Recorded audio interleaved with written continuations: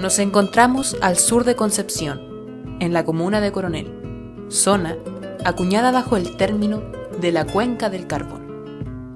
Lota y Coronel abastecieron la economía de nuestro país en base al carbón durante alrededor de 150 años, hasta que en 1997 el presidente Eduardo Frei Ruiz-Tagle les puso fin, cerrando así las minas del carbón.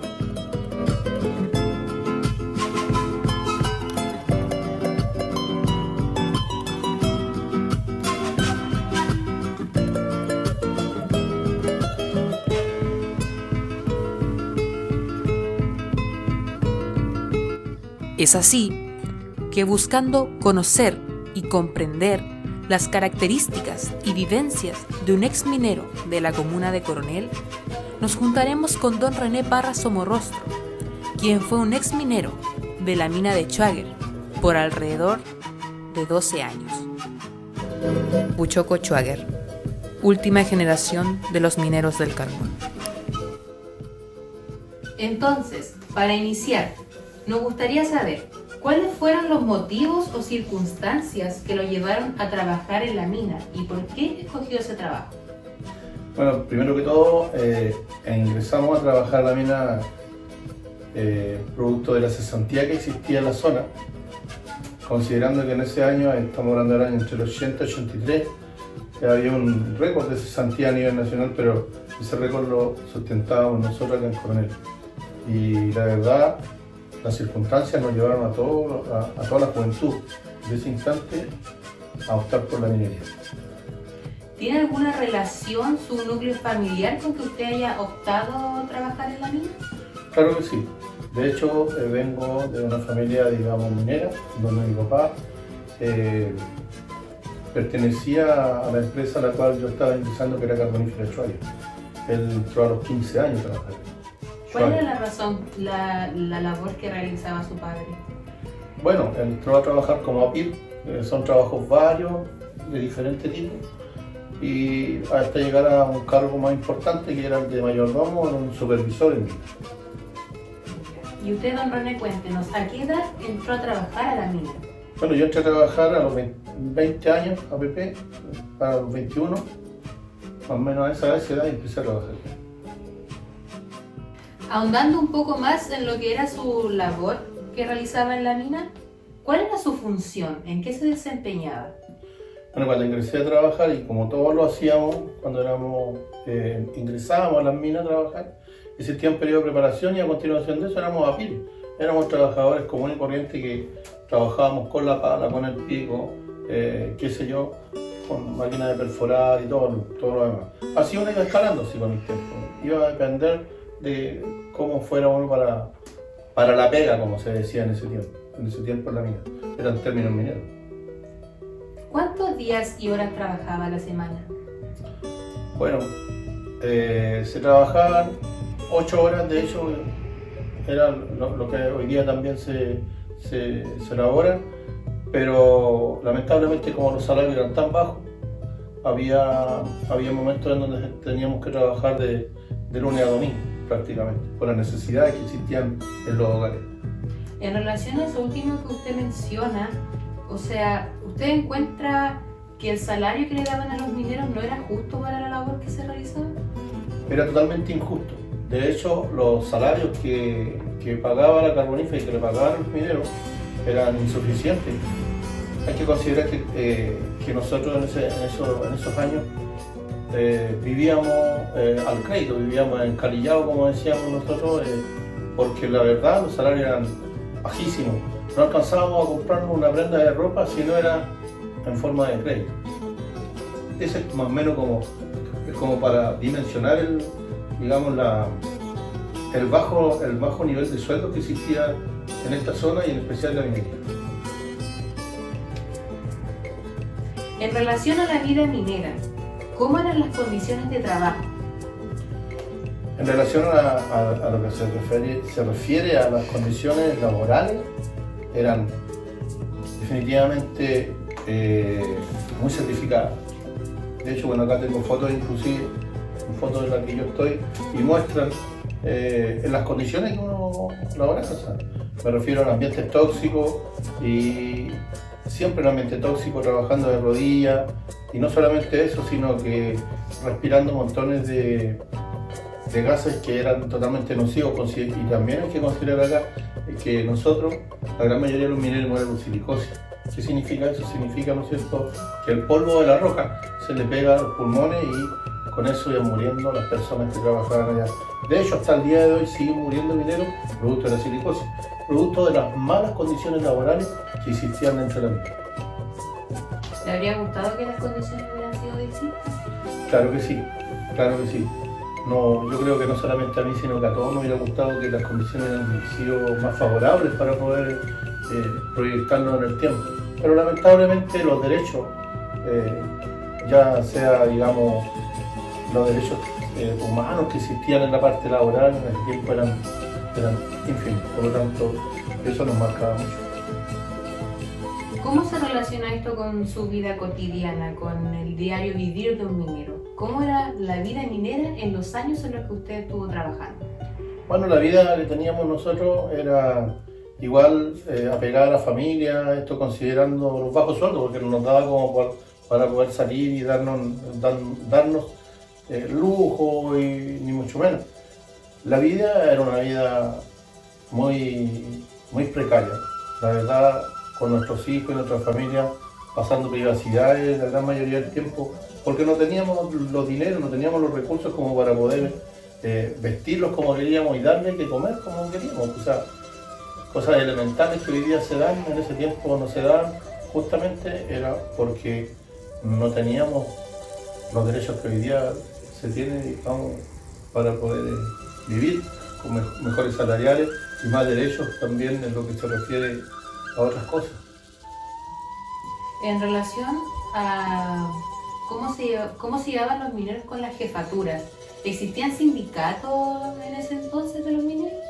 Claro, digamos, la situación en la mina era bien marcada. Existían sindicatos y había una marca muy grande en lo que se refiere al tema, ¿no es cierto?, entre jefes y apires o trabajadores comunes y corrientes. De hecho, ellos tenían otras regalías y otros sueldos que eran totalmente diferentes a los nuestros. Nosotros teníamos sindicatos, claro que sí, éramos muy fuertes en sindicatos, pero los sindicatos igual luchaban por lo que en ese instante se podía. Hay que considerar que estamos hablando del tiempo de la dictadura de Pinochet y otras cosas que habían metidas. Entonces, se podía decir reclamar, existían sindicatos, pero estos no tenían mayor injerencia. Se peleaban algunas cosas. ¿Hubo alguna experiencia que lo haya marcado o conmovido profundamente? Bueno, considerando que yo pertenecía al departamento de rescate de la empresa, en ocasiones nos tocó igual sacar bastante gente con problemas de mutilación y cosas por el estilo, entre ellos amigos que por ese motivo había que rescatar de los escombros debajo del roquerío. Son cosas que se dan y eran normales. Considerando que este año se cumplen 50 años del golpe de Estado en nuestro país, nos gustaría adentrarnos un poco en cómo se vivió este periodo en la vida minera. Por esta razón, don René, en la mina, ¿se hablaba de política? ¿Se hablaba sobre las situaciones que se estaban viviendo en el país? Bueno, de hecho en la mina se hablaba, sí, porque igual las campañas, digamos, de los sindicatos, todas de los dirigentes, se dan en el interior, donde nosotros estábamos trabajando. Y claro que sí, se hablaba bastante, considerando que nosotros somos parte de este país, también éramos tocados, también nos tocaba por algún motivo sufrir alguna de las injusticias que se pudieran dar. ¿Qué opinión tiene usted sobre cómo la dictadura militar trató a los mineros? Bueno, de hecho la dictadura militar no nos trató tan mal a nosotros, porque mientras estuvo Pinochet y los demás miembros de la Junta de Gobierno y toda la gente que pertenecía a ese grupo, de hecho a nosotros nunca nos faltó el trabajo y no fuimos tan mal tratados tampoco, porque igual Pinochet estuvo bastante tiempo en la zona y conoció nuestras realidades. ¿Tuvieron algún beneficio como de acceso a salud o algo por el estilo? Por supuesto que sí, fue en el momento donde más acceso tuvimos nosotros a cosas como de salud clínica, centros de salud dentales y oftalmológicos, se nos dieron bastantes regalías, se hicieron bastantes cosas para la familia y los mineros en ese tiempo. ¿Cómo era la percepción del mundo minero hacia la política, hacia cómo estaba Chile en ese momento? ¿Se sentía muy polarizado el ambiente de la mina, por ejemplo, grupos de izquierda, de derecha, o netamente no se hablaba sobre eso? Se hablaba poco, pero sí sabíamos que existían grupos como lo que hoy día existe, pues, izquierda, derecha, de centro, pero igual hay que considerar que la zona minera es zona de izquierda, o sea, bastante gente que se identificaba mucho con la Unidad Popular. Entonces, por lo tanto, había bastante gente y también había otro grupo. Si vamos al proceso de lo que al cierre de las minas concierne, antes de que la mina cerrara, ¿usted había pensado ya en desempeñarse en algún otro trabajo? Claro que sí, pero la verdad las condiciones tampoco eran las más óptimas. Por ende, de hecho el cierre de las minas comienza en forma disfrazada, en el año 91, cuando somos exonerados los primeros 550 trabajadores de Ushuaia. Ahí comienza el cierre en forma disfrazada y continúa hacia adelante. Pero ya pensábamos antes de eso en algo diferente, en reconvertirnos, porque la verdad veíamos muy negro el futuro de la minería. Relacionado a eso, don René, ¿cómo vive y cómo se vive el cierre de las minas? ¿Cuál fue su experiencia, tanto para usted como para la comunidad? ¿Cómo esto azota a la comuna de Coronel, considerando que es una zona minera por excelencia? Bueno, ¿cómo se vive? Se vive parte, ¿no es cierto? Esto, por lo que yo explicaba en un punto anterior, de que en definitiva comienza, ¿no es cierto?, el cierre comienza un cierre disfrazado con el despido de trabajadores de 550 trabajadores primero. Y a continuación de eso, bueno, siguieron existiendo despidos, pero esto ya se masifica y esto a nosotros nos pone al borde del precipicio. Ya llegaba el año 1994 cuando se produce este gran accidente donde mueren 26 compañeros en la mina por una explosión de gas grisú. Y aparte de eso, no solamente de la muerte y de los despidos, de hecho la comuna de Coronel ya se veía muy mal, considerando que esta comuna vivía en ese instante, en base a lo que era la minería. Entonces el comercio, la familia y todo esto, había una crisis social. ¿Qué ocurre con su vida laboral después de la mina? Bueno, después de la vida que nosotros habíamos tenido, porque esta es una vida que uno estoy hablando generación, justo. Entonces, ¿qué ocurre conmigo? Lo primero que pienso es, ¿qué voy a hacer? Y ahí viene, ¿no es cierto?, el tema de la reconversión laboral y todo lo demás, de tratar de mirar otras fuentes laborales, pero para eso igual empecé inmediatamente, bueno, o me ocurrió a mí y a otros compañeros de trabajo, empezamos, a un hermano que también trabajaba en la mina, empezamos a mirar el estudio, empezamos a estudiar para poder reconvertirnos en forma más profesional al ámbito laboral. ¿Usted se vio beneficiado del proceso de reconversión? ¿De qué manera? Nosotros nos vimos beneficiados en el proceso, bueno, en lo que a nosotros nos correspondía, nos vimos beneficiados porque el Estado daba una cierta cantidad de dinero, y esa cantidad de dinero que el Estado me dio, a mí y a mi hermano, nosotros formamos una sociedad y nos dedicamos a estudiar.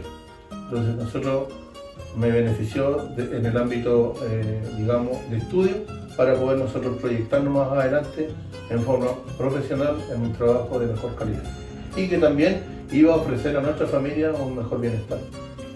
Bajo su opinión, ¿este periodo de reconversión benefició a una gran cantidad de mineros o solamente a un grupo? De hecho, esta reconversión venía en beneficiar a todos los mineros del carbón, a todos los mineros. Yo estoy hablando de los mineros de Ushuaia y también de Lota en su momento dado. Venía en beneficiar, pero esto mucho iba a depender de cómo el trabajador o cómo los compañeros pudiéramos tomar y pudiéramos hacer uso de lo que nos estaban regalando. Que muchos se dedicaron a pedir herramientas y maquinaria y cosas así, formaron inclusive una asociación de taxi, colectivo en su momento, y cada uno, nosotros acá en Ushuaia y acá en Coronel, la gran mayoría aprovechó su reconversión. Cuando se anuncia el cierre de las minas, ¿cómo reacciona el mundo minero? Bueno, así como le comenté anteriormente, nosotros éramos muy fuertes en lo que eran los sindicatos. Por ende nos organizamos, se realizaron marchas. De hecho, una de estas es la que estoy mostrando. Y llegamos hasta el Congreso, ¿no es cierto?, para exigir que el gobierno nos restableciera algunos derechos o nos diera alguna posibilidad de reconversión o nos diera alguna posibilidad en ese instante, ¿no es cierto?, de poder desenvolvernos laboralmente.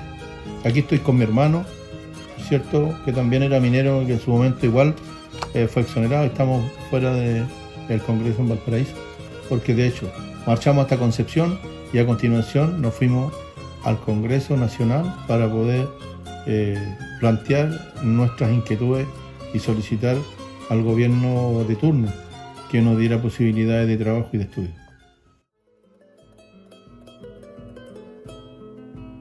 Como última parte de esta entrevista, don René se ofreció a llevarnos y mostrarnos las ruinas de lo que un día fue la gran mina de Schwager.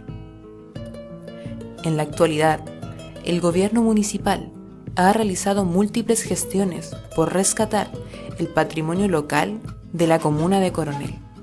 Y es así como locatarios y turistas podemos gozar de este museo minero histórico ubicado en calle Costanera Maule, llamado Puchoco Schwager.